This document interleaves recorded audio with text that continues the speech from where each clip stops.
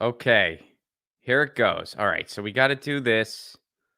There's a little bit of a delay here. All right. So there we go. Boom.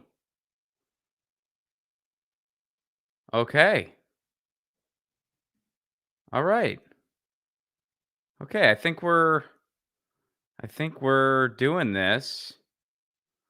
All right. Let me make sure we're oh, here we go. Here we go. Okay. All right. Here we go. All right. So here we go. All right. Here we go. What if I just said that for like 20 minutes? What if hey, all right. We're doing this. This is it's like people are like, is this his first time? Has he ever done something like this before? All right, folks, here's the deal. I'll make a quick announcement right now before we get into this is my first day. Well, technically it was my second day because I used it for the patron stream yesterday.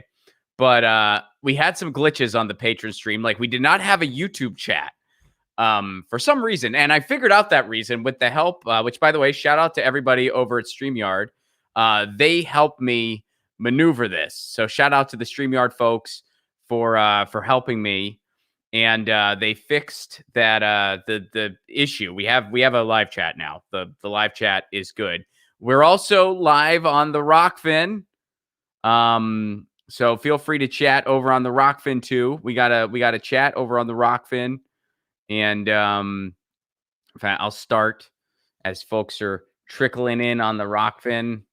Hello, and yeah. So this is a new system. So as you can see, I don't have a guest today, and the reason I don't, well, here let me just get started, and then we'll go through what's going on today. But this is yeah, this is a new thing, and I'm a little nervous. Well, not nervous, but you know what I mean. Like this is a new thing, and I'm still getting used to this new system, and that's why there's no guest today. Because anyway, let's dive right into it. What's up, everybody? Good afternoon to all my East Coasters. Good morning to all my West Coasters. Good evening if you're in an evening time zone, and if you're in the future. Australia, New Zealand, how's the future? Are you going to fix climate change for the rest of us? All right. No pressure. Please fix it.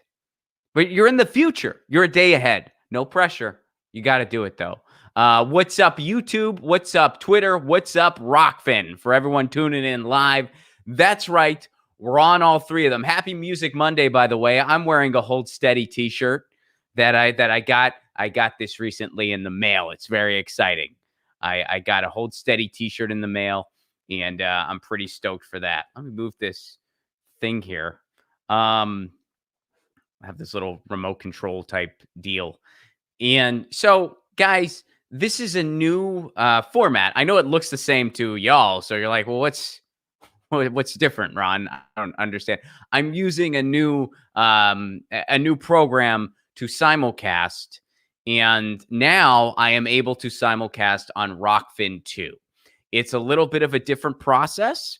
And you guys know me. I don't mince any words about this. When it comes to the tech stuff, I struggle. I have a hard time with the technology. I refer to it as the tech. That should tell you everything you need to know. I struggle with the tech. Ron, can you accept the challenge of the tech? What is your thoughts on the tech? The tech is coming to attack you. It's going to attack you with a new setting you might not be aware of. It's here to attack you with a new little glitch. And if you don't figure out the button and push it right away, there will be no live chat. You won't even be public on YouTube. All those things have happened before, by the way. All of those things have happened. It's part of the fun, I guess. I don't know. But anyway, because this is a new program and I'm getting used to all the different things, I don't have a guest today. And instead, I'm just doing a kind of fun, informal AMA. So if you are interested, please do send a super chat. Ask me whatever you want. I will answer it. I'll be checking the super chats. I'll be checking the Rockfin and the tips and what have you. And those sort of things help keep the show on the air. And I also tweeted looking for some questions. So I'll be answering those as well. And that's what we're gonna do. That's totally what we're gonna do here. And yeah, so this is the new system, and it's uh it's interesting. It really is. It's kind of distracting a little bit because I'm not used to it yet. So I'm sort of like, well, is this thing right? Is this right? I don't know if this is right. What's going on? but yeah. So if I seem a little distracted today, that's why. It's a new system. This is the first day. And live streaming in many ways is kind of a lot like comedy in the sense that it's like, well, you're only going to figure it out by doing it. I mean, I can read all the articles I want to make sure that everything is right and all the tech is set and the chat's okay and this and that. But until I actually run a stream, you're only going to know so much. So you have to learn live. You have to do it live. And that's what I'm doing today. I'm doing it live, Bill O'Reilly style, doing it live.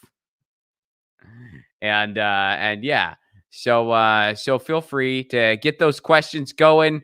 Ask me whatever you want, and let me get to the tweets here and see what people are asking so far. Let's see. Oh, here's a fun one. Here's a fun one from David. Here, I'll pull it up so that you guys can see it. I'll start with this one. This is kind of an ironic one considering happening today. But David, what's up, bud? How are you?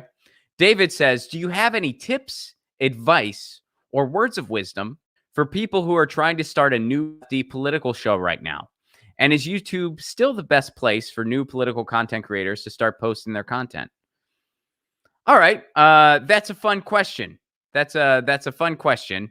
So let me think. Some advice. Well, first of all, I'll say this. There are a lot of content creators way bigger than me. There's a lot of people out there who have way bigger followings than me, who are way more qualified to give more solid advice than I can offer because they have way bigger followings. But here's what I got. So first of all, be consistent. Be as consistent as you possibly can. That doesn't mean you need to necessarily go live every day or post every day. You certainly can, but be consistent. Try to have a fairly consistent schedule. Here on Get Your News On with Ron, usually Monday through Wednesday at 2 p.m. Eastern, 11 a.m. Pacific, I go live. That's generally the case. Sometimes that schedule alters a bit depending on guest availability, depending on, well, back when the world was open, depending on my road schedule. But generally speaking, Monday through Wednesday, and then throughout the rest of the week, clips go up. And also other short videos that I make, the political party roommate series, a stand-up clip every now and again, just anything else I want to share. And that's generally how I do things. So I think consistency is pretty solid. And what type of show are you wanting to do? Are you wanting to live stream? Are you wanting to do pre-recorded content? Are you wanting to do a little bit of everything? Pre-recorded stuff and live stuff, which is fine. You can totally do.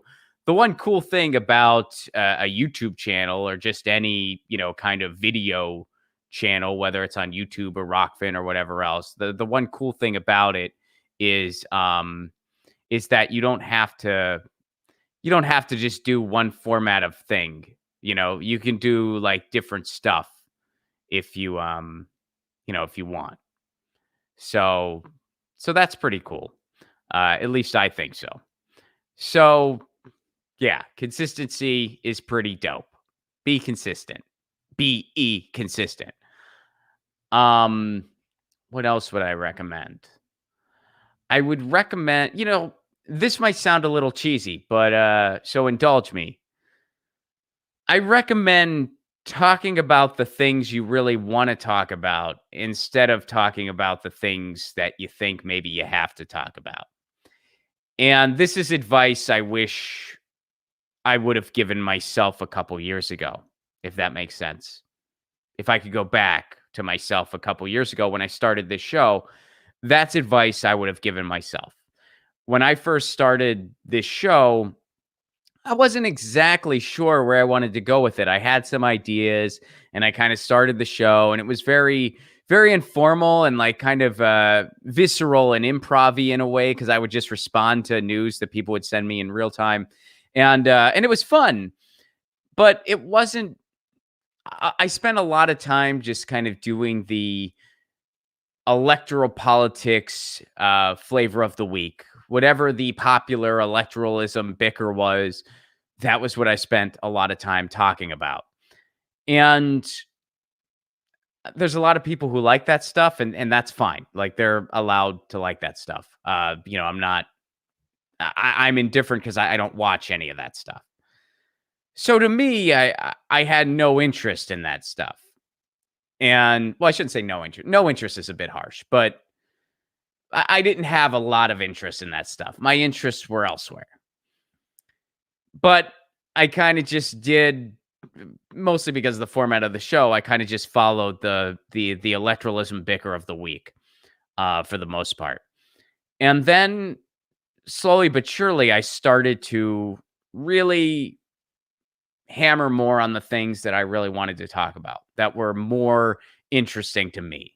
Things like net neutrality and municipal broadband. It's very interesting to me that the internet is clearly a utility in our lives, yet it's not treated as such. And we're in a particular moment in history where we can make it such, where we have the power to do something about it.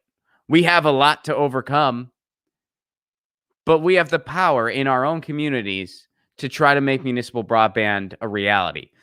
That's very interesting to me. That's very important to me, because especially you look at the way the world is evolving around us. Our culture of work, especially here in the United States, is going to change permanently. It already has. It's not going to just go, quote unquote, back to normal. It's not going to do that.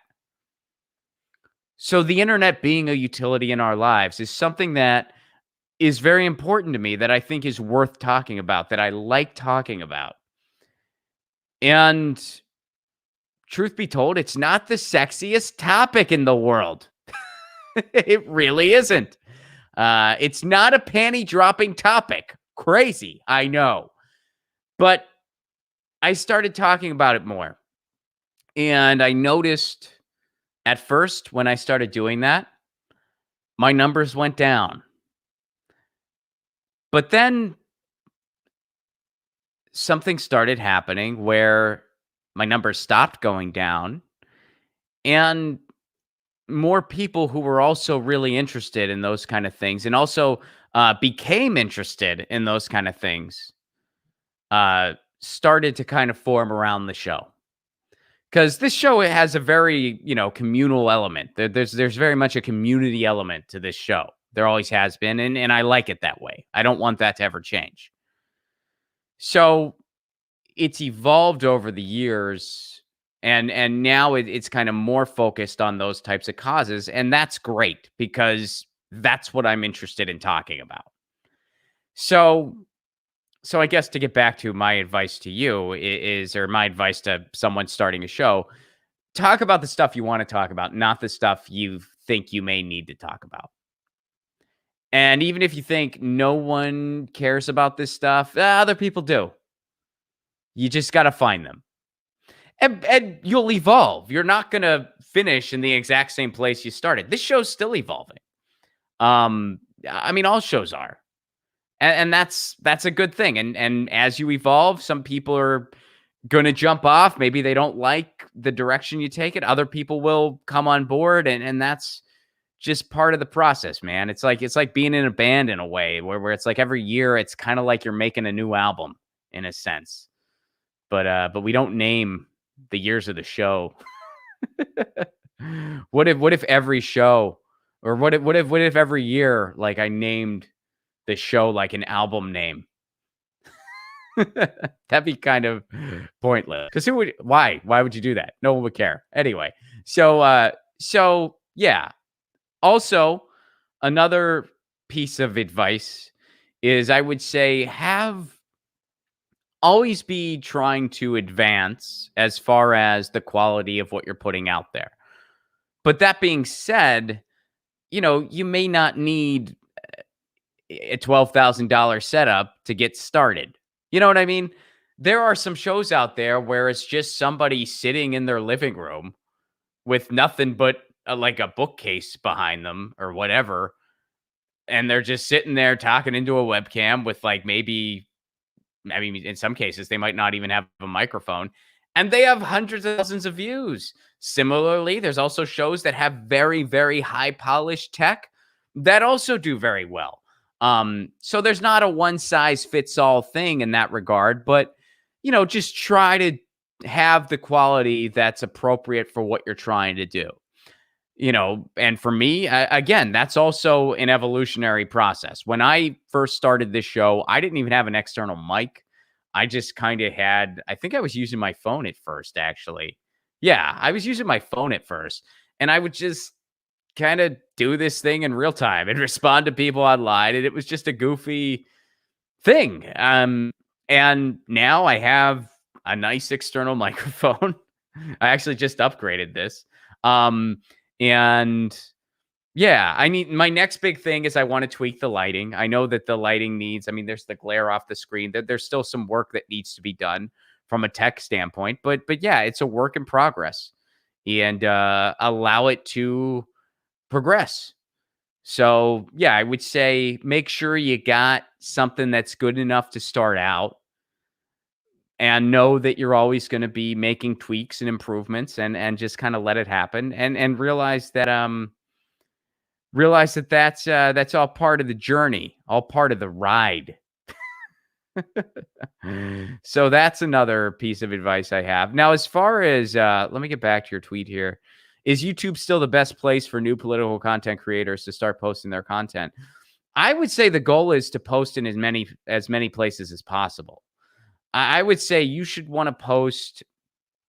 And again, that's depending on what you want to do, though. I mean, for some people still just do an audio podcast, and that suits what they're doing. As a This might surprise some of y'all, but as a consumer, I'm more of a podcast guy. I listen mostly just to podcasts. I don't I seldomly watch anything on YouTube for my own consumption. You know what I mean? Like, unless I'm doing it for someone else, like if I'm writing for something or if I'm doing something for my own show. But generally speaking, I never watch anything on YouTube, which that might come as a surprise, but that's just how I've been as a person. Like I've always just kind of been that way. My first love was radio, and it still is. I love radio. And when I say radio, I mean like the concept of radio, just the audible medium. I like that a lot. So I like podcasts a lot better than, video. And I like kind of the podcasting medium a lot better than the YouTube medium. So maybe that's what you're trying to do. And if it is, that's fine. There's nothing wrong. I mean, these days, every podcast usually has a video component just because of where technology is at. And that's fine. But, there's still a lot of podcasts out there where the audio is still the dominant means of distribution. So maybe that's what you're trying to do. Or maybe, if you're trying to do a more video thing, I would say you should try to be on YouTube. You should be on Rockfin. You should be on and utilize the medium to the best of your ability. There might be some shorter segments that you do. Those are great for Twitter. Some shorter video segments, they do great on Twitter. And that's a good way to turn more people on to what you're doing. The first time I ever heard about Richard Medhurst, I saw, just as one example, I saw a short rant that he did. It was about 2 minutes long. And it was just this short rant that he did. And it was very, very well done. And I discovered him through that. And he has his channel where he does long form interviews and stuff like that. And he does, on the ground coverage and stuff like that. But, I discovered him through that Twitter rant. So I would say try to be on as many platforms as possible and just use the platform appropriately. Whenever I stream, as of today, actually, because we've changed some things here. I was just on YouTube and Twitter, and then I would post on Rockfin later. Now I'm on Rockfin, YouTube, and Twitter. So there you go. That's Let me see if I have anything else as far as advice. Yeah, that's my advice. That's pretty much what I got for you, David. I hope it's helpful. I hope I didn't ramble too much, although I'm sure I did. But yeah, be consistent, be on different platforms, cater the content to what you're trying to do, and make those decisions. Like, are you trying to be more of a podcast, more of a video show, or kind of a little bit of both? I mean, I upload this show as an audio podcast too. So, so yeah, and good luck. And I guess the only piece of advice I have that's really worth listening to: have fun. Have fun. It should be fun, and because if you're not having fun, the audience isn't either. That goes for stand up, that goes for music, that goes for doing a show, I think that goes for anything. Acting. If you're not having fun, the audience isn't having fun. And by the way, that's not advice that I came up with first. That's advice that's all over the world, but that's been around. Let's see here. This is John wants to know, AMA, is that like MAGA? No, John, it's not. It is not. AMA means ask me anything. That's what AMA means. It means ask me anything. It has nothing to do with MAGA. Yeah, they all use capital letters. John, if you're kidding, that's funny. If you're not kidding, it's still funny, just in a different way. If you're not, like, every time you see, you're like, is that? Check out this DIY website. Whoa, 3 capital letters. That must be Trump. Hey, FYI, Trump. What? And I get it. AMA has similar letters. I get it. There's a little more in common there. But AMA means ask me anything. It does not mean America made great.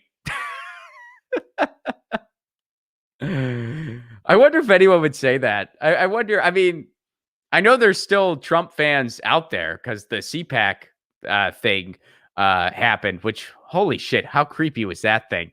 But, CPAC happened and people were excited to see them. And they had that like golden shrine to Trump or whatever. Wow, what a country we live in. Or I live in. I mean, not all of you live in the United States, but man, what a doozy. But anyway, you think there's anyone, even if you are a fan of Trump, how could you look around and be like, we did it?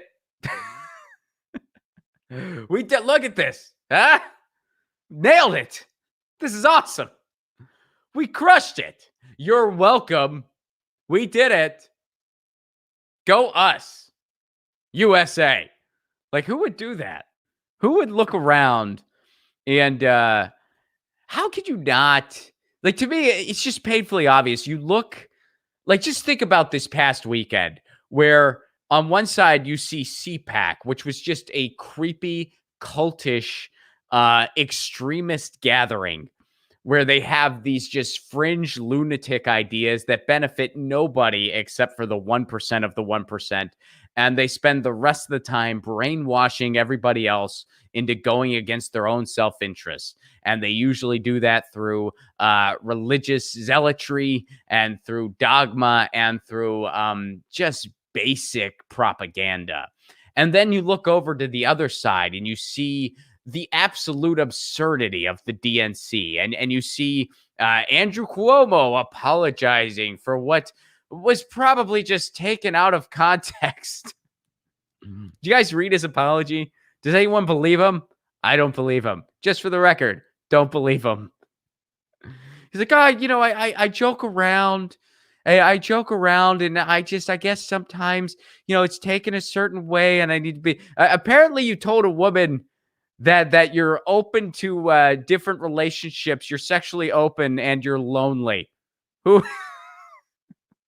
Okay, Andrew. Whatever you say. But anyway, I don't see how you can't just take a look at that. You look at CPAC, you look at the DNC. How does anyone not come to the painfully obvious conclusion that American politics is absolute trash? It is just trash. That's all it is. It's trash. This is whenever somebody says, I'm a proud Republican or I'm a proud Democrat, all I hear is, I think trash is dope. I like trash. Shove the trash right in my mouth. And then I'll inhale so it goes up to my brain. I'll snort the frickin' trash. I love trash. That's what it sounds like to me. Trash. It's dope. Don't knock it till you tried it. Trash. Because it's complete and utter trash. And whenever you see people trying to justify our absurd system, where it's like, oh, well, we were going to have this except for this one person that actually doesn't really have power, but kind of does. And it's just their job to weigh in and say if we're following the law or not. We're just going to follow them, even though we don't have to, because the vice president can do something to override this. But they're just not going to because they don't actually feel like it. Whenever you look at this system, and you hear people try to justify this system to you, they're trying to justify trash. They're trying really hard to justify trash. That's why whenever somebody refers to me as a political pundit, it really bothers me because I'm like, I don't think I try to justify trash ever. I really try not to. I'll give my opinion on things, but I really try not to justify trash. Yeah. So that's what it sounds like to me. How'd we get on Andrew Cuomo? So, yeah, anyway, John. Yeah, AMA just means ask me anything. I like your question, though. Let's see here. Let me go to this. Oh, I like this. Gastronaut wants to know, how creepy is this? And it's an Apple Watch Series 6, a new blood oxygen sensor. A new blood oxygen sensor and app, ECG anytime, anywhere. With Apple Watch Series 6, the future of health is on your wrist.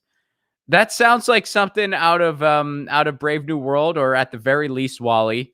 And yeah, if I'm being totally honest with you guys, I don't get the deal. I don't get the deal. I don't understand the appeal of Apple Watches. I just don't. So, Gastronaut, I'm with you. And I'm not the guy to even be weighing in on this thing because I don't understand the point of it. Like, what? I mean, let me ask you guys. If someone knows the answer to this, let me know. What can you get on Apple Watch that you can't just get from your phone? And why do you need, other than like how many steps you took?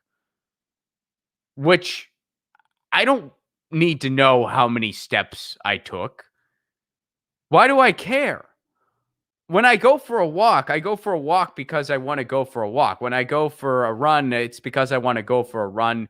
And that's my big excitement every day because we're still pretty much quarantined. So my big excursion daily is I go for a jog around my neighborhood. I usually go down to the beach park near my neighborhood and I enjoy it. And I'm not counting my steps. And I'm not bashing, like, if you want to count your calories or something like that, that's fine. But why do you need just you can just map out how far you went or didn't go.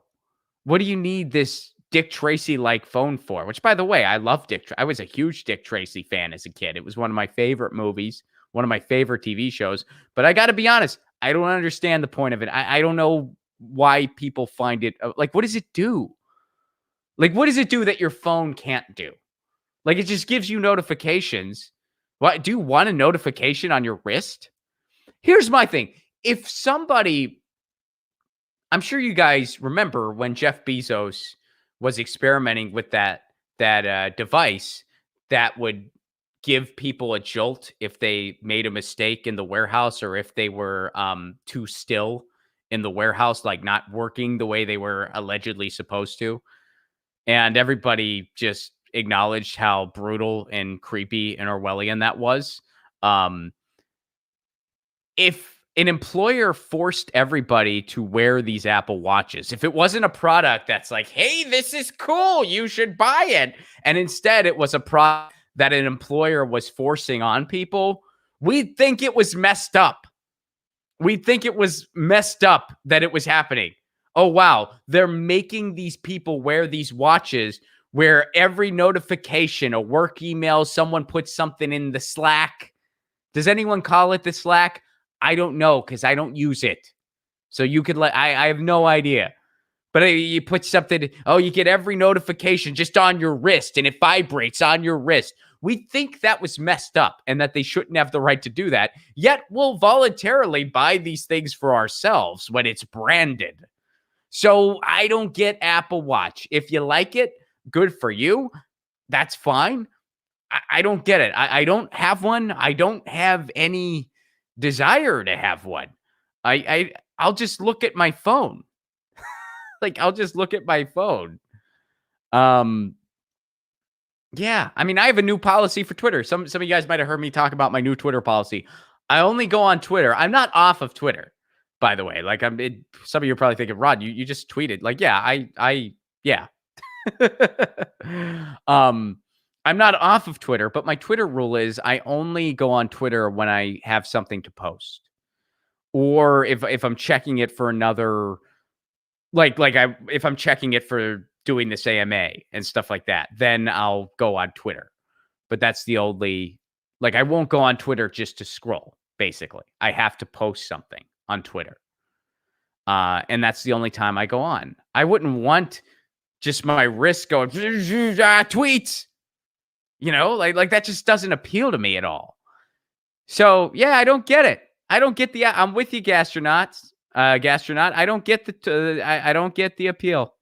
I don't get the appeal of the Apple Watch. I know people love it, but I just don't get it. I'm not cool.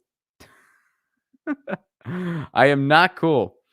All right, let me see what else people are. Oh man, you guys have some really cool questions. Let me go to this one next. I'll go to Rob. Rob wants to know, seeing Lucy reminded me of the comic. Is there an ETA on the next one? So here's the deal with Lucy and Ron. And I appreciate you asking that. I really do. Thank you for that, Rob.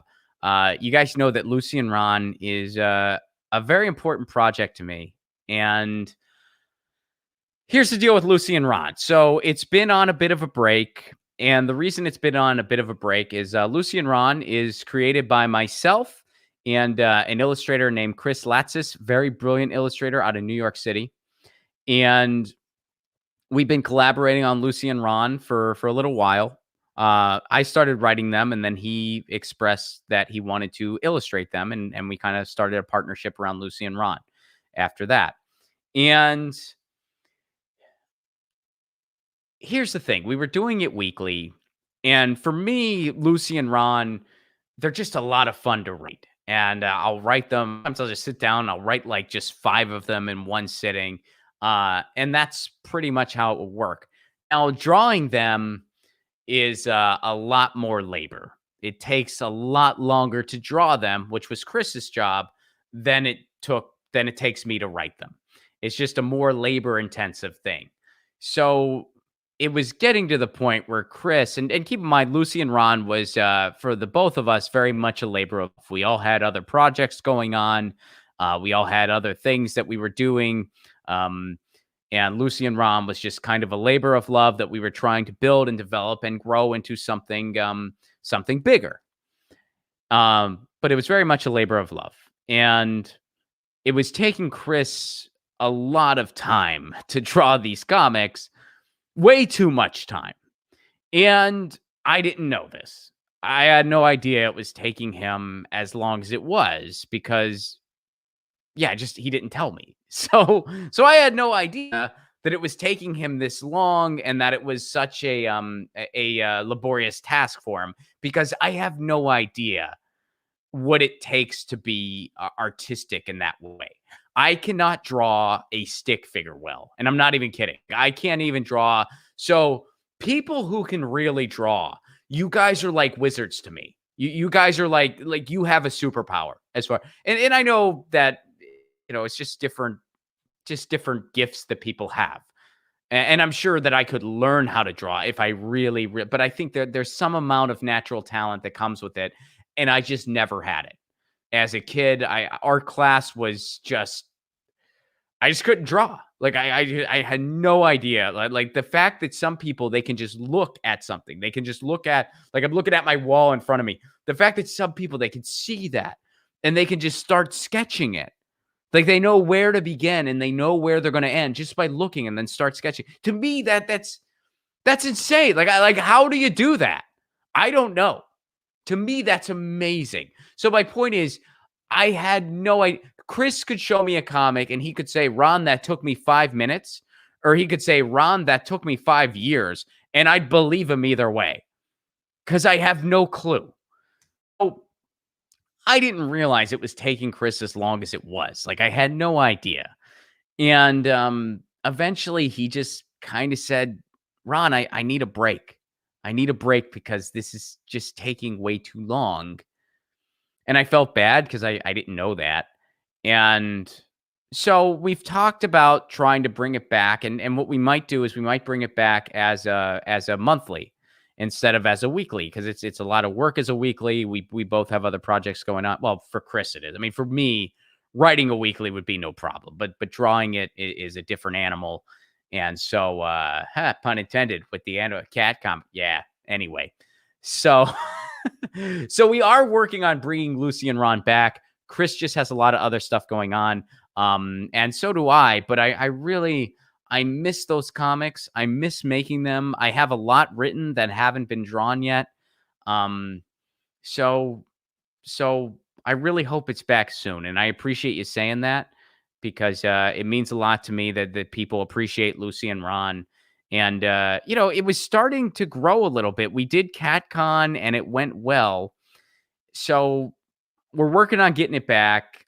I think it eventually will be back. And there are other things pertaining to Lucy and Ron that I can't really spill the beans on yet, but are uh, bigger things as well. So Lucy and Ron is definitely still alive and well. It's just on a bit of a break at the moment, but there's a lot of things going on behind the scenes in regard to Lucy and Ron. We're trying to make an animated series, basically.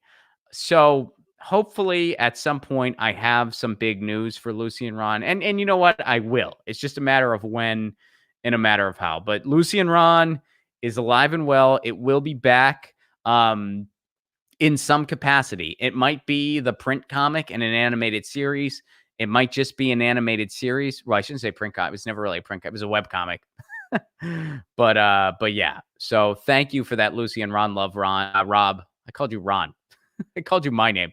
Thank you for that, Rob. I appreciate it very much. And Molotov, another Lucy and Ron love here. It's amazing how well you capture Lucy's essence in your comics. Thank you so much for that. It's yeah, I love doing Lucy and Ron, and we just have to figure out a way to do it so that Chris doesn't get burnt out from it because I want it to be fun. It should be fun because right now it's just a labor of love.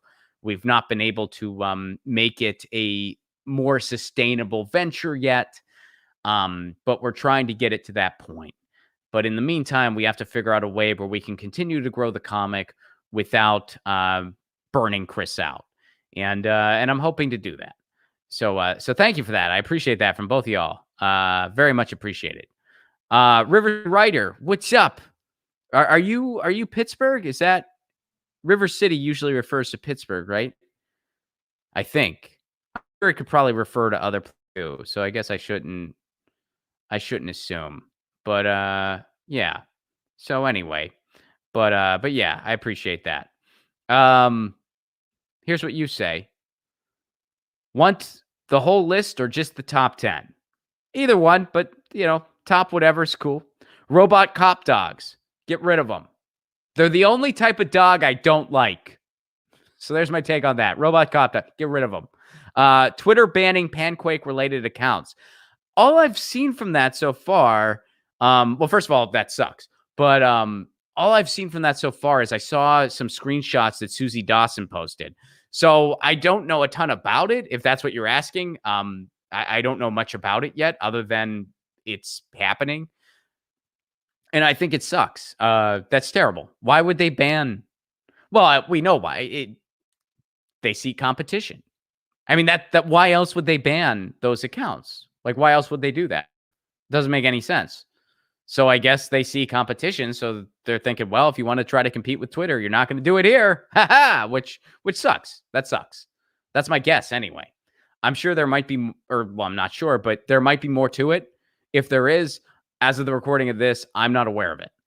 All I know is that I saw Susie Dawson's tweet some screenshots of Panquake accounts getting suspended. That's all I know so far. The world hitting 115 million cases of coronavirus and Mexico's mortality rate flirting with percent, while the rest of the world is seeing maybe a quarter of that. I'd have to look into that. I'm not aware of Mexico's mortality rate versus everywhere else. I'd have to look into that. So I don't. I'm not really aware of all that. I need to look more into it to have an opinion. Standardized testing. Fuck it. Get rid of it. Why do we do it? I can't believe that's still a thing. You know how pointless that stuff. It teaches kids to just be widgets, to just be garbage in, garbage out. It's just a money-making scam. Standardized tests, the SATs, the GREs. I had to take the GRE when I went to graduate school. It is a painful waste of time. And it bears no indication to the type of scholar you're going to be. And if I ever decide to go back, I might have to take it again. If I ever decide to go back to school and do the PhD, which I think at this point I don't see that ever happening, but never say never. You never know. I might decide, oh, it's time. Which, speaking of which, you know that Tina Desiree Berg and myself have a new podcast coming out about our former lives as academics called Academy Refugees. We've recorded a couple of those. The first episode is going to drop soon. We haven't settled on an exact date yet, but the first episode of that new podcast is going to drop soon. We're going to drop it on Rockfin first. So Rockfin folks, you're going to get a sneak peek. And then we're going to upload it as an audio podcast. So the only place to get the video version is going to be Rockfin.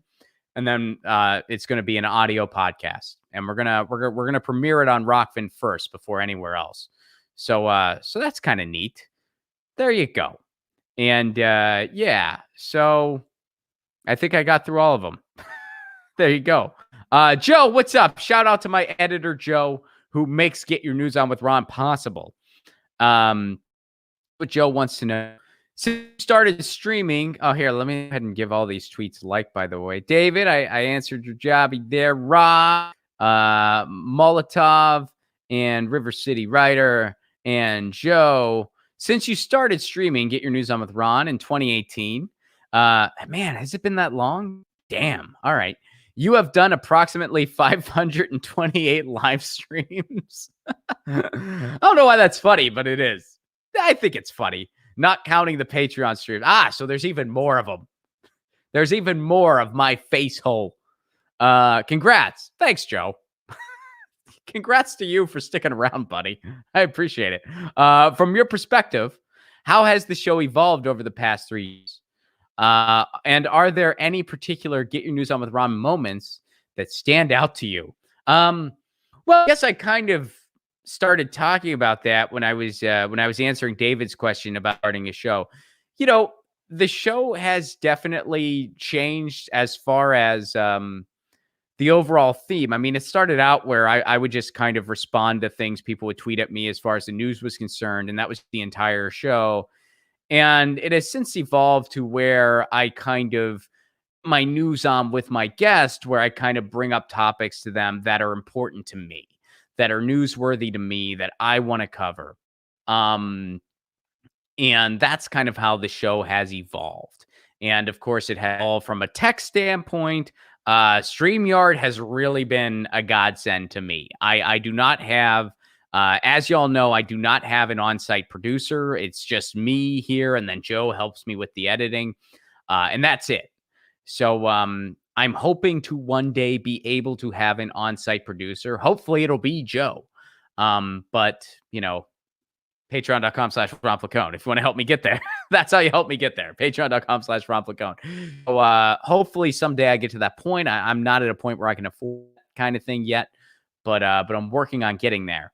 And in the meantime, so yeah, the show has evolved in that way. I mean, it started out just me talking into a phone, and now it's I got a screen behind me. I got a nice microphone. I got a mixer here. I got a nice webcam lighting. I'm still working out, but it's a work in progress. Again, I'd be fine just not having my face at all. but uh but yeah, and are there any particular moments that stand out to me? The direct ads for municipal broadband are my favorite parts of this show. And even the failures that I have had with that. I mean, I've not succeeded yet. But what's that famous, who's the quote? Is it sorry, I had to scratch my nose and I bumped the mic. Excuse me.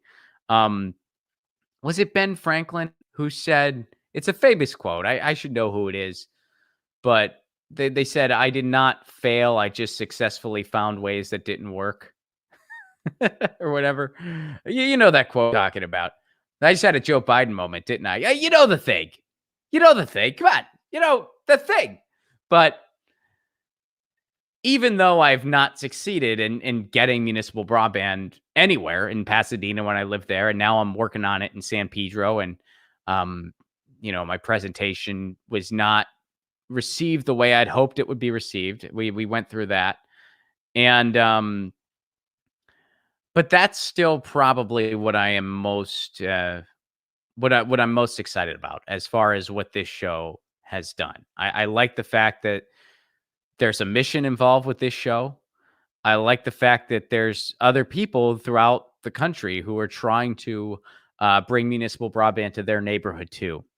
That means a lot to me, and I'm hoping someday we can have a more formal structure around that. I've tried different ways of making that a reality. I've applied for grants and things like that. Nothing has materialized yet, but it is something that I would like to do to try to build some kind of sustainable. I guess the best way to put it, and I don't know if people still use this terminology, but basically having a street team. That's what we, in my when I was a teen, all these bands, they would have what were called street teams, where it would be just teams of people all over the country promoting the music of bands they liked. And in exchange, they would get some cool free swag and stuff and maybe free concert tickets. So kind of having just a street team of people trying to bring municipal broadband to their neighborhood. Um, I'd really like to see a more formal thing happen around that. And it's something that I've looked into. I've not been able to materialize yet, but I'm going to try to. That's something I want to try to do. And I don't know if anyone still says street team. For some of you might be like, "Well, that's the first time I heard that in 15 years." Way to go, you elder millennial! I have cat hair. Here, hold on. I have cat hair on my face right now because Lucy, which she's taking a nap on the couch. She decided like 10 minutes before the show that she just needed all of the affection on the planet. Like she just got right on me and just laid down and was purring and was like hugging and just wanting me to pet her and just wanting all of the affection in the world like 10 minutes before showtime. And of course I gave it to her. Come on. How do you not pet your cat when your cat wants to be pet? And so I have a little bit of cat hair remnants because of that. So yeah, I hope you don't mind that I just had to like get that off my freaking face. I just had to get it off my face. All right, let's see. What else do we got here? Let me go to some of the super chats here on YouTube. Then I'll go over to the Rockfin. Um, oh wow, what is this? LA gangs are inside. So this is from Kush Renata. What's up, Kush Renata? I hope you're doing well. I hope you're safe and everything's going awesome. And here's what you share. LA gangs inside the sheriff department. Initiations may include shooting of innocent civilians. CBS News reports. I'll have to look into that. Yeah, thank you for sharing that. I'll look into that. Now, by this, do you mean that gang members are becoming cops? Or do you mean that right now there's LA gang members inside the sheriff's department? Those are two different things. Um, I don't want to go to a different YouTube clip right now, but the YouTube link is there if anyone wants to check it out. I don't want to mess with anything right now, but yeah. So thank you for that, Kush Renata. David, what's up? Great job, Ron. Thank you very much, David. I appreciate it so much. Thank you so much for that. And cheers to you. That means a lot. Let's see here. We got Levelhead. Levelhead. Hi, Ron. I sent you my questions via Twitter, but wanted to support here also. Thank you very much for that, Levelhead. Did I answer your question? Um, Thanks for offering your perspective on Muni broadband, fracking, and net neutrality. Chat, remember to smash that like. Thank you for that, Levelhead. And did I answer your question? Let me know if I didn't see a question from Levelhead, I don't think. But please take Levelhead's advice and smash that like button because we are close to 100. Help us get to 100, folks. And Levelhead, let me know in the chat if I answered your question. And if not, just ask it again. Let me go through the Twitter here to see if I'm getting everything. Because yeah, I want to make sure I'm getting all the questions from as many places as possible. I'll be going to Rockfin next. So Rockfin, worry not. Oh, here you are, Levelhead. I see you. Okay. Oh, this is a fun one too. This is a cool question. Here we go. Check out this question from Levelhead. Levelhead wants to know, how did you hold on. How did you become interested in reporting on fracking oil and gas?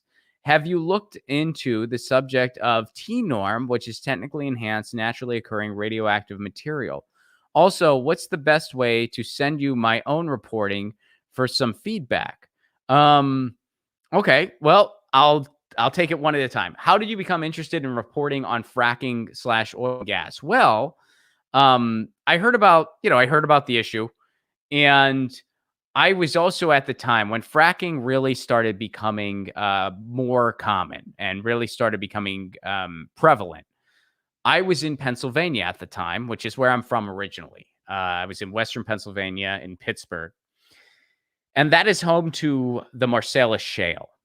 So a lot of fracking efforts were going on in Western Pennsylvania because they were trying to get, the gas from the Marcellus Shale.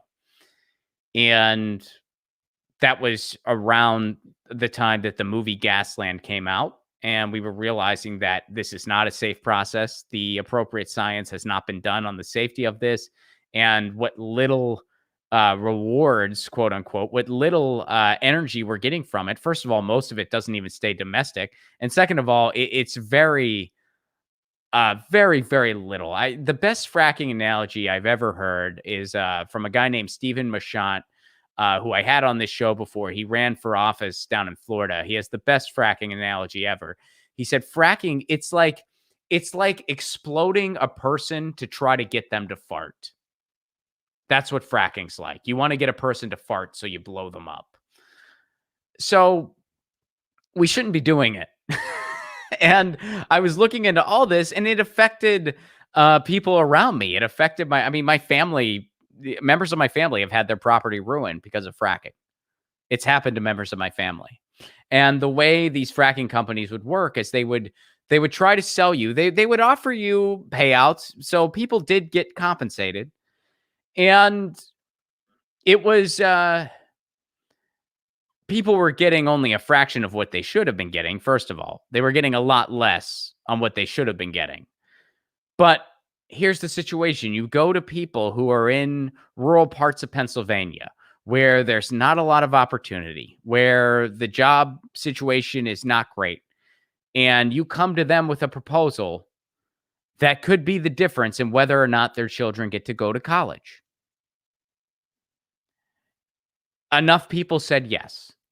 And here's the deal. If you're in a neighborhood and one of your neighbors says yes, doesn't matter if you say yes or no, because they're just going to frack everywhere anyway. If one neighbor says yes, that's all they need. They got their well. So if your neighbor says yes, what are you going to do? I mean, I don't envy anybody in that situation because your neighbor already said yes. They're already drilling on your neighbor's property. So you can either say no to them and then they won't be on your property, but we all know the milkshake effect. There's still, you're still going to be affected. So you either say no and you still deal with all the consequences anyway, or you say yes and you still deal with all the consequences anyway, but at least you get a payout. So what are you going to do? I mean, what choice do you have really? You really have no choice when you're in that situation. They already got the yes they needed. So I don't envy people. I don't envy people in that situation, and my heart really goes out to it. And I saw it happen over and over again. So, and I would see the propaganda from the local media and the national media. I did a report on the media when I was in grad school. I did a report on the media ecology, which is a fancy pants way of just saying like the media coverage, basically. But I did a media report on fracking in Western Pennsylvania. And I wrote about how the fracking industry just became part of everybody's lives in the area. The sports teams would play at these venues named after, I mean, I'm pretty sure the Penguins, it's still called Consol Energy Center. The name might have switched, but it was Consol Energy Center. At one point, it was named after Range Resources. So these oil companies make their way into the local way of life big time, and they act like they're a friend. And then you have a very complicit media that's not really covering what's going on. And the report I did uncovered that there were over 2,800 violations committed. Now, keep in mind, the rules are already lax. The EPA is a very lax organization that got even more lax during the Trump years. So this is minimal enforcement to begin with. But even with that minimal enforcement, there were still over 2,800 violations in the year that I did my study, which was 2011. There were over 2,800 violations that weren't reported or were minimally reported. So I knew then that this is a very dangerous thing. This is something that should not be happening. And there is misinformation everywhere in regards to the safety of this. We are quite literally playing with fire. So that's how I initially got interested in fracking and natural gas issues. Natural gas issues. That's a weird way to put it. But yeah, that's so it started in Pennsylvania and it's been with me ever since. Because they're still fracking. They're still doing it. It's the only thing Joe Biden was passionate about, not banning fracking. That thing that, who gets rich off of fracking? Some oil CEOs. All the jobs, quote unquote, that it brings, they're temp jobs that actually cause more damage to a community than helps a community. So the whole economic argument is complete bullshit. The environmental argument, it's destroying the environment. There's no two ways about it. It's not safe. The whole argument, oh, we need it for our energy needs. No, we don't, because most of the energy doesn't even stay domestic. It's not doing anything for our energy needs. That's a bunch of bullshit. There's no reason for it to be happening other than lining the pockets of a couple oil CEOs. And they buy out people like Joe Biden. So that's why Joe Biden's passionate about not banning fracking. Have I looked into T-norm? I have not. I'm not. I mean, I know I had a guest on who spoke about thorium nuclear before, and I don't have, I'm open to learning more about it, but I don't have a conclusion yet one way or another. I would need to learn more personally. T-norm, I'm not familiar with. You'd have to send me some info on that. Obviously, I'm all about real sustainable solutions, So yeah. But yeah, so I'm not familiar with that. Also, what's the best way to send you my own reporting for some feedback? Email is always the best way to send me anything. Email is always the best way. Sometimes people will message me randomly on a social media platform and I never see it because it goes to filtered messages and I never freaking see it. There are people, I mean, I didn't even know I had a filtered message thing on Instagram until like recently. So I had a bunch of messages I never saw. Facebook, I seldom go on Facebook. Facebook, my rule is just like Twitter, except even more strict. I only go on Facebook to post something. That's the only time I go on Facebook. I don't engage on Facebook. I mean, every great, and if I do, it's usually something family or friend related. It's usually I'll post on something that one of my high school or college buddies posted, or something like a picture of my baby cousin, my baby cousin Kyla. I'll, like my cousins will post pictures of her. Um, the one is my cousin, one my cousin by, yeah, you know what I mean by that. Like, they're all my family now, but my cousins were not cousins who married each other. I had a cousin who married a person. You get it. I'm over explaining it, but anyway, I usually, that's really the only thing. My cousin and his dogs and his kid. That's the only thing I do on on Facebook. That's the only thing that makes me smile on Facebook. And usually I get that same content on Instagram, but sometimes it's like easier on Facebook, and more of my family engages on Facebook because they're more Facebook. I don't know why I'm playing with a pen right now, by the way, but yeah, that's the only thing. So I guess to make a yeah, I feel like I already answered your question, but now I'm just rambling on about social media. But yeah, I don't. So a lot of time, if you've ever messaged me, and this is just a general, if you've ever messaged me on Facebook or Instagram, especially, and I never got back to you, I never saw it. If you tweeted something at me, there's a good chance that my timeline just got crowded with other stuff before I saw it. So if you really want me to see something, email it to me. Uh, when you go to romflacone.com, there's this thing that says contact. You click it, you fill out the form, it goes right to me. That's the best way to get a hold of me. So yeah, feel free to email me anytime, and I will get back to you. Sometimes it takes me a minute, and sometimes you may need to nudge me again. But yeah, I'll totally get back to you. So thank you for that level head. Thank you very much for that. Zippity day. Where can we read your Pennsylvania fracking report? Damn, that is a great question. That I wish I had an answer. So this was a paper I did in grad school. So one of my old computers, it's not published anywhere. Now I do have a paper that I wrote that did get published. What was that journal called? Shit. A paper of mine. This is actually a fun fact about me, I guess. I have a paper published in the Journal of Contemporary Rhetoric, which is an academic journal that I'm assuming is still around. I don't even know, to tell you the truth. It's not my fracking report, though. It's a different paper that I wrote, but it's the only paper I ever did that got published, because most grad students don't get published. I actually got a little lucky that I was able to get published as a grad. Usually people don't get published until they're, on en route to getting a PhD, which I was just a master's, or they already have a PhD and they're a working academic.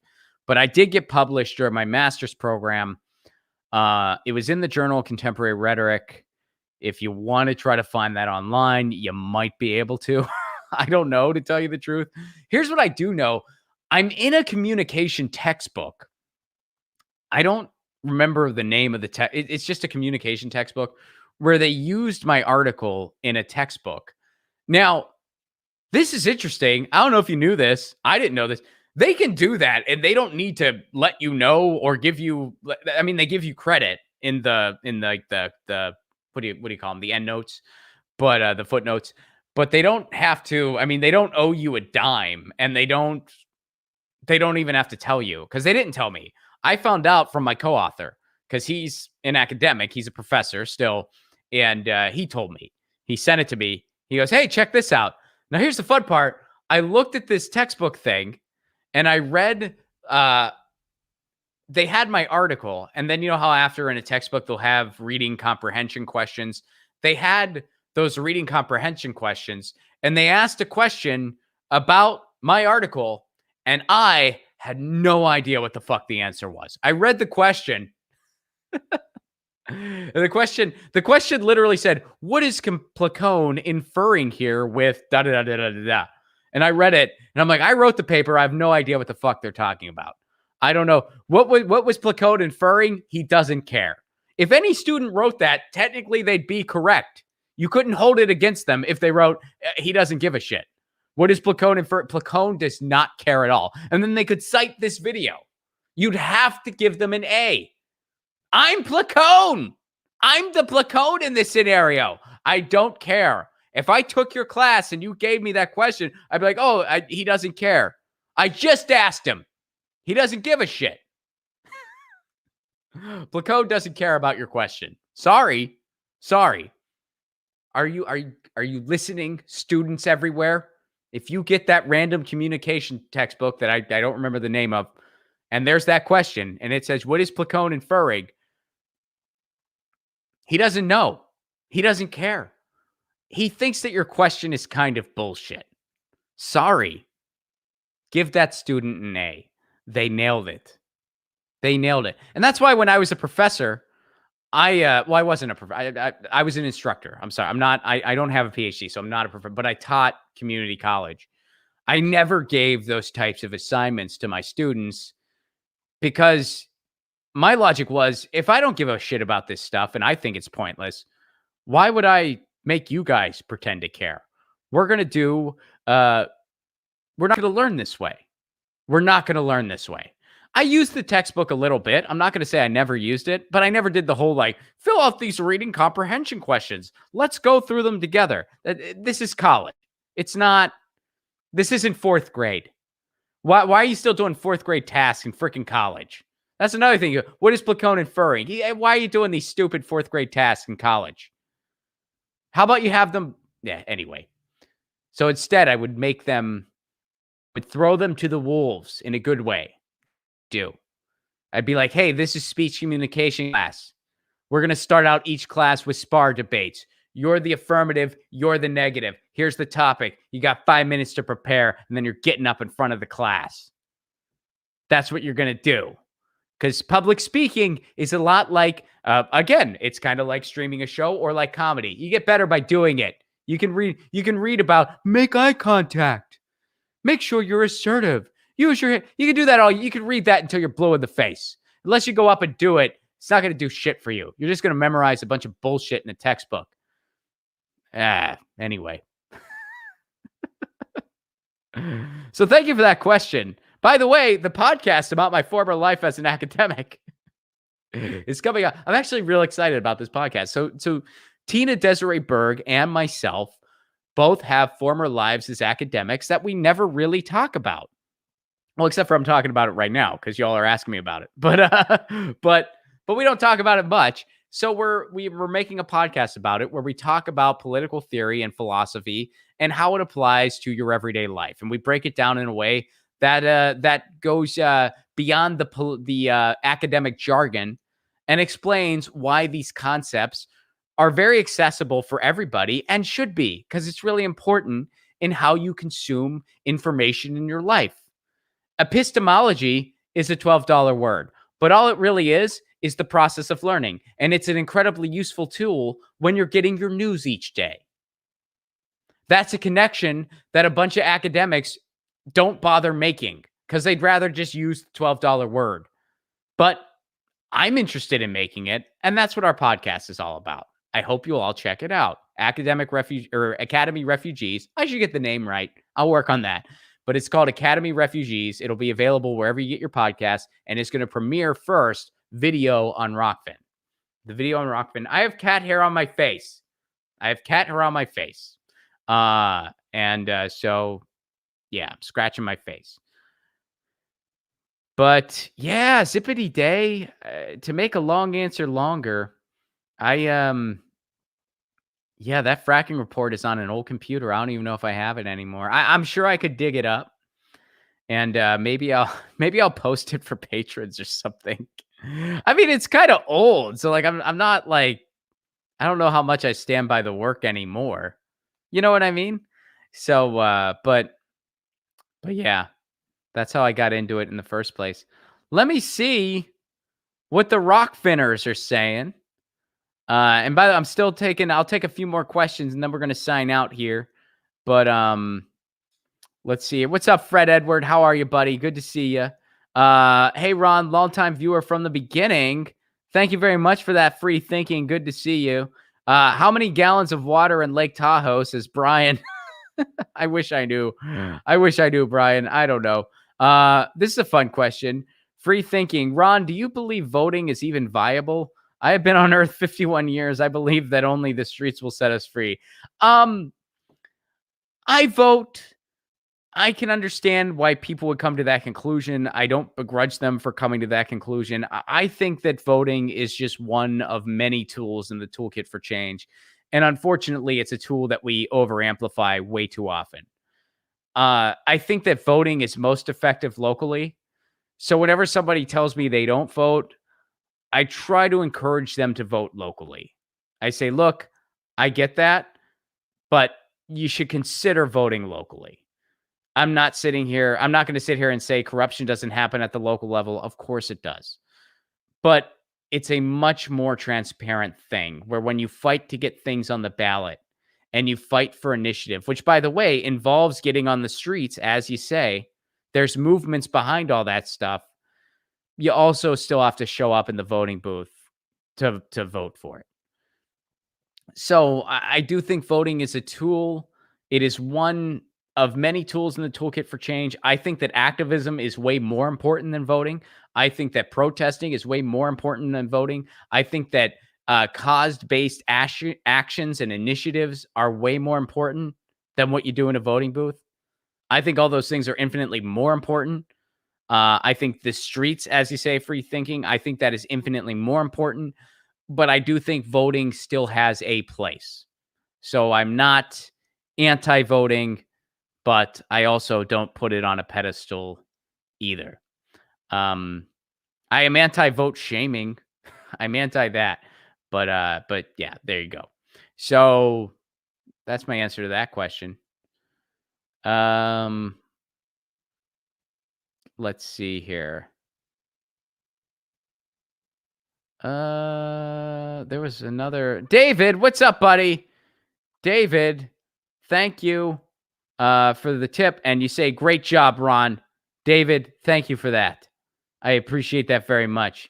Positive reinforcement helps me get through my day. Really, really does. So, and so does cat hair, quite frankly. So I think this new system is working, folks. I'm feeling a little bit good about this. I feel like it's working. This is so for anyone who tuned in late and you're like, well, Ron's just doing an AMA. Why is he doing that? Well, first of all, this was a lot of fun and I want to do more of this. But also, I tried a new streaming software for the second time today. I tried it for the first time on the Patreon stream yesterday. There were some glitches. We didn't have a chat on YouTube. There was no chat. It was kind of funny. There was just no chat on YouTube. So I restarted it thinking I fixed the setting. Spoiler alert, I didn't. And there was still no chat on the frickin' YouTube. And I was like, oh, great, no chat. So we had a chatless YouTube patron stream, which I apologize for. So I did some more today with the help of the folks at StreamYard. So shout out to StreamYard. They were very helpful. And now we fix that. So I'm now streaming on Rockfin, and I'm streaming on YouTube, and I'm streaming on Twitter. And that's dope. And I think that's good. I don't stream on Facebook because I don't know. Facebook is so frustrating. Facebook is, come on. Facebook. Yeah. You guys know my rule on Facebook. You know my rule. Anyway. So that's the reason I did an AMA today. I wanted to get used to this new software, and I didn't have a guest along with me for that ride. You know, if something got screwed up, I would be like, well, this is my first day doing this thing, and I know I'm supposed to interview you, but shit. I didn't want to do that to a guest. I didn't want to ruin their interview or ruin them getting their news on with me by being like, gosh, there's more distractions now and there's shiny things. Sorry, you were saying I didn't want to do that. So I decided, well, I'm just going to do a solo show so I can get used to this new way of doing things, because you only get used to it by doing it, as we were mentioning. So that's why today is a solo show. Yeah. So that's what's going on there. It's kind of funny. Um, but thank you for that, Dave. Now, are you the David? Are you the Catalina David, or was that a different Dave? There was a Catalina. There's a Catal. I think that's a different Dave. But there's a Catalina. I got real excited about yesterday on the Rockfin chat. Somebody was Catalina, and Catalina is right across the right across from me. I see it from where I live in San Pedro. I can see Catalina, like how Sarah Palin sees Russia. And it got me real excited because I'm like, I'm going to do a show in Catalina when this is all over. I'm going to take the ferry over. I'm going to rock a show. I'm going to make a nice little romantic weekend getaway out of it with my wife. She's going to come too, because she's been wanting to go back. We've been to Catalina before. She's been wanting to go back. And when we walk outside and we see Catalina, and we're like, hey, there's Catalina. We're like, man, I'd love to go back there. And once the world reopens, we will. So I'm real excited about that. I'm going to do that show in Catalina. Someday live comedy is going to be a thing again. Someday. And I'm going to be doing it when it's a thing. Which, by the way, before we sign off here, thank you so much to everybody who came out to the show this past Friday at Flappers Comedy Club, the virtual show that we did over Flappers. That was a blast. Ashcraft did a set. She was awesome. My friend Amanda Cohen was the MC. She was phenomenal. And we had such a fun show. So thank you so much. I closed with a couple songs, and I just took requests in the Zoom chat before the show started. I said, hey, if you guys want, I'm going to close with a song or two. Let me know which ones you want to hear, and I'll play which ones you want to hear. And somebody requested Remember Pete, which I had to try to, I mean, I kind of had forgotten that song because it was going back a minute, but I remembered most of the lyrics. Ironically, I had to remember the Remember Pete thing. And then somebody requested Love Me, I'm a Liberal. So I closed with those two things. So that was a lot of fun. We're going to do more of that. We're totally going to do more of that. So Dave is the Catalina. There's Dave. David is not the Catalina person. Dave is the Catalina person over here on the Rockfin. All right. I'm understanding all of this more now.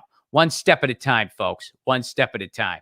But yeah, thanks to everyone who came out to that virtual show. It was a blast. And there will be more. There will be more virtual shows. I'll be doing virtual shows with Graham. I'll be doing virtual shows with different clubs. And of course, you guys will be the first to know. And someday it'll be live again. Someday it'll be live again.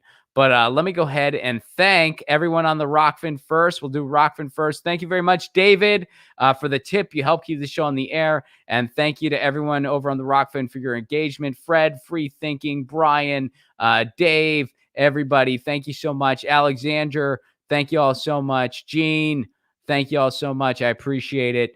And, I'm glad I'm finally streaming on the Rockfin the right way. I'm glad we finally tweaked that and got it going. Thank you so much to Kush Renata. Thank you, David. Thank you, Levelhead. Thank you, Zippity Day. Thank you so much for your Super Chat contributions. You keep this show on the air. And guys, thanks so much for being here. And we'll do this again because this is a lot of fun. Sometimes it's fun to just kind of with y'all. It's a lot of fun. Well, it's always fun, but I also like to have a guest on where we do, get your news on and then do an interview. And tomorrow, I actually have somebody from my neck of the woods. I'm actually real excited to talk to this guy. His name is Brian Odega. He is running for city council in my area, San Pedro. So in my neighborhood, I love my neighborhood. I live in San Pedro. It's an amazing neighborhood. It's very much a lefty neighborhood. Big union presence. There's a memorial to Joe Hill, or a plaque to Joe Hill. Very much a lefty part of town. But for some reason, our council member is a cop. And he's not a very good dude. But someone's running against him. So we're going to talk to him. I'm real excited to talk to him. And yeah. So we'll be back tomorrow. Same time, same channel. 2 p.m. Eastern time, 11 a.m. Pacific time. And I'm dude, I'm so stoked that this new thing is working. I'm sorry if over. I'm sorry if my excitement is like not appropriate. Like I'm sorry if it's Ron's real excited but for us, we get it, Ron. You're doing the stream looks the same to us. We wouldn't know that anything was different unless you told us, and you keep telling us. You're like, it's a new system and it's working. It didn't, and nothing's fucked up. How about this? Huh? But I'm excited. So thank you for indulging my excitement. I appreciate that. I'm excited about this new system. It's enabling us to stream on Rockfin now too. It's easier for me to engage with the chat, and glad we're doing this. Thank you for participating in the AMA. I appreciate it very much. Thank you to everybody who tweeted stuff. I appreciate that very much, and I hope that my answers were helpful to everybody. Yeah, I guess I'll see you guys tomorrow. I'll see you tomorrow. Same time, same channel, 2 p.m. Eastern, 11 a.m. Pacific, right here on the YouTube or the Rockfin or the Twitter or the audio podcast later. You get it. And in the meantime, you know the drill. Lucy, she says meow. And she says, I'm going to get my cat hair all over you. Hope you don't mind. And I'm saying, I don't mind, Lucy. You're awesome. But Lucy says meow. And I say peace. Peace.